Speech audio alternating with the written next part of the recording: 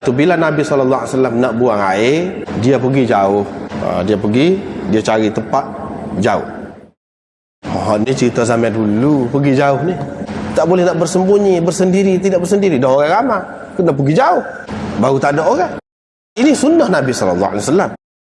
Lepas kita, kalau nak buang air, dah mengikut sunnah, adab hak moleknya, nak buang air, pergi jauh.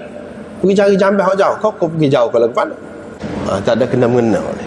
Ni nak ayat, kalau tak ada jamban, tak ada tempat orang ramai, kita pergi tempat jauh.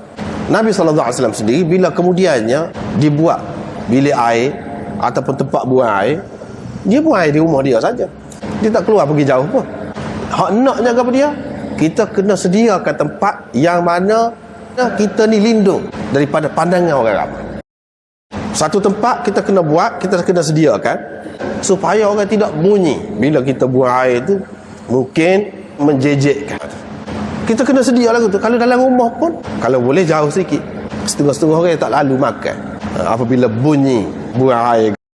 Dari segi bunyi pun tak bunyi, tak apa dalam rumah tu. Tidak mesti kena pergi jauh. Ini bukan bermakna hadis ini menunjukkan bahawa sebaik-baiknya bilik air ataupun tempat buang air ni kita buat jauh daripada rumah kita. Tak boleh kita faham itu. Tak boleh kita faham itu. Orang yang faham macam tu salah, silap. Pergi jauh, dua perkara. Satu, lindung dari pandangan orang. Kalau kita buat rumah kita tutup molek, kan lindung dah. Lindung dah. Tujuan pergi jauh tu, maksud tu, bila sudah sampai maksud tu, walaupun tidak pergi jauh, sama juga. Kita ikut sunnah juga. Hakikatnya, makna dia, ruh sunnah. Itulah yang dikatakan ruh sunnah. Setengah-setengah orang dia tidak faham. Dia tidak faham ruh sunnah. Dia pergi faham, Nabi naik unta, kita nak naik unta juga. Nabi naik kuda, kita naik kuda juga. Sebab sunnah. Nabi tak aja naik kereta. Dia tidak faham ruh sunnah. Kalau kita faham ruh sunnah, Nabi boleh jalan. Dia tidak naik unta pun. Dia tak naik kuda pun boleh jalan. Apa dia tidak jalan? Dia naik unta, dia naik kuda. Kenderaan yang terpantaslah pada masa dia. Dia naik. Bermakna dia menerima perubahan itu. Kalau ada sesuatu yang boleh menyampaikan kita kepada sesuatu tempat dengan cepat, ini maksud dia. Boleh kita guna itu. Tidak lari daripada ruh sunnah.